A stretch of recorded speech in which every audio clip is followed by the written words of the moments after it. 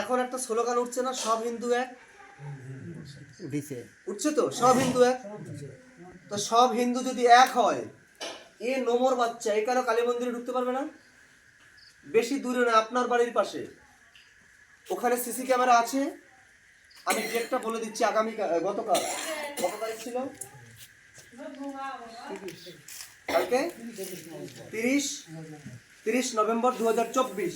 সেই ফুটেজটা দেখে নেবেন, কাহিনীগুলো কি হয়েছে। ওখানে আমি দেখেছি সিসি ক্যামেরা আওতায়, আর ওটা দেখে একটু কথাও বেশি বলেছি। যখন আমাকে ভিডিও করার জন্য বলছে আপনার ফোনটা দেন, আমি মায়ের সামনে গিয়ে ছবিটা তুলে নিয়ে আসি।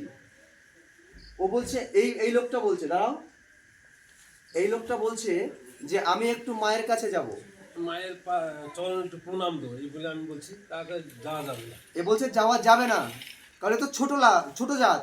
এ যদি মুখার্জি, চ্যাটার্জি, ভট্টাচার্য হতো তবে এ যেতে পারতো।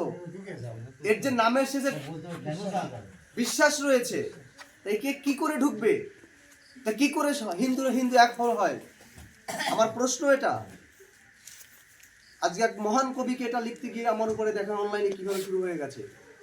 আমি ভারতে যাই, এটা নিয়ে আমিও শুরু করব।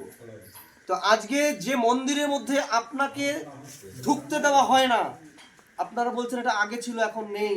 কোথায় নেই? এই তো গতকালের ঘটনা। যদি মিথ্যা হয় ওরা সিসি ক্যামেরা বের করে দেখাক সম্পূর্ণ ঘটনাটা কি ছিল।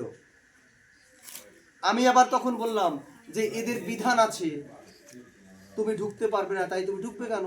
এদের নিয়ম, বুঝতে পারছো মা? কপালে তোমরা বিজয় দশমীর দিন সিঁদুর, এই দেশে করে কিনা জানি না, আমাদের দেশে তো পুরো কপালে লালে লাল। আর কত জায়গায় সিঁদুর মাখে আমি জানি না।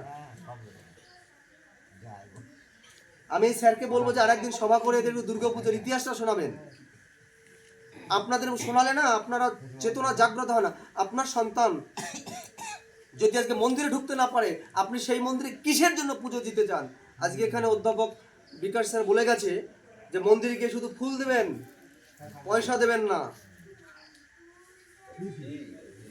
তবে বোঝা যাবে আজকে ওকে অপমান করছে, এই অপমান আপনাদের নয়? কষ্ট হচ্ছে না? পারবেন কালকের থেকে ওই মন্দিরে বিসর্জন দিতে পারবেন? মন্দিরে যদি দিতে হয় হরিগুরুচাঁদ ঠাকুরকে কাছে যান, যে আপনার জাতিকে জীবিত করেছেন। হরপ্রসাদ বাগচি একটা কথা বলেছিলেন, আমার হরিচাঁদ ঠাকুর একটা মৃত মানুষকে বাঁচায়নি, একটা মৃত জাতিকে জীবিত করেছিলেন। সেখানে যান। আজকে ওকে অপমান করেছে।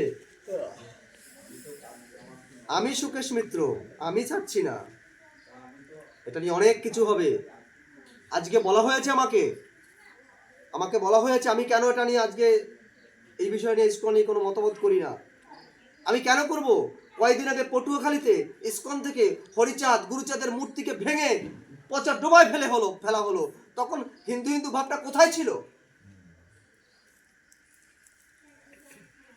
এগুলো আপনাদের ভাবতে হবে।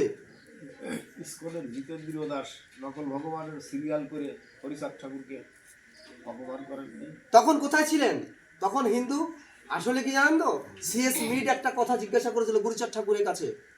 সিএস মিট বলছিল, বড় কর্তা আপনার পাশে এই লোকগুলো কারা? বলছে এরা আকারে মানুষ, পশু এক দল। এরা নিজের ভালোটাই বোঝে না, এরা পরের পাও চাটা, চামচাগিরি, গোলামি করে খাবে। আজকে ওকে অপমান করেছে, মন্দিরে ঢুকতে দেয়নি। এটা নিয়ে তো কারো মাথা ব্যথা নাই। পটুয়াখালী নিয়ে আমি একাই মুখ খুলেছি, তারপরে কিছু মানুষ ফেসবুক করেছে। টোটাল মতো সম্প্রদায়ের মধ্যে সর্বপ্রথম মুখটা আমি খুলেছি। ইসকন থেকে হরিগুরুচাঁদের মন্দির ভেঙে ফেলা হলো। আর আজকে আমাকে দায়ী করা হয়, আপনি কেন মুখ খুলছেন না? কই আগের বার তো আমি মুখ খুলেছি, মুখ খুলেছি। আমি প্রধানমন্ত্রী ভারতের ফ্যাক্স করেছি, জাতিসংঘকে ফ্যাক্স করেছি, আরো কয়েকজন রাষ্ট্রপ্রধানকে আমি ফ্যাক্স করেছি।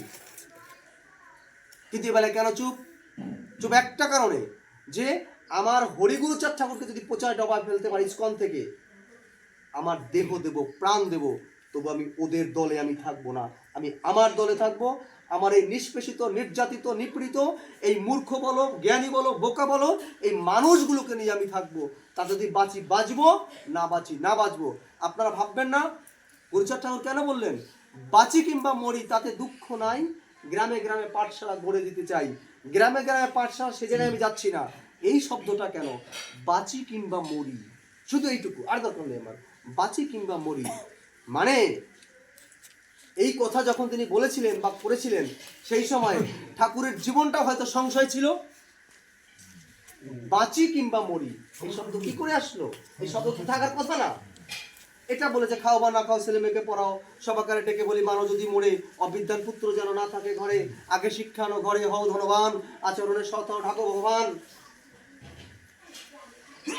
এসব অজস্র কথা সব ঠিক আছে, কিন্তু এইখানে দুটো শব্দ আছে, বাঁচি কিংবা মরি।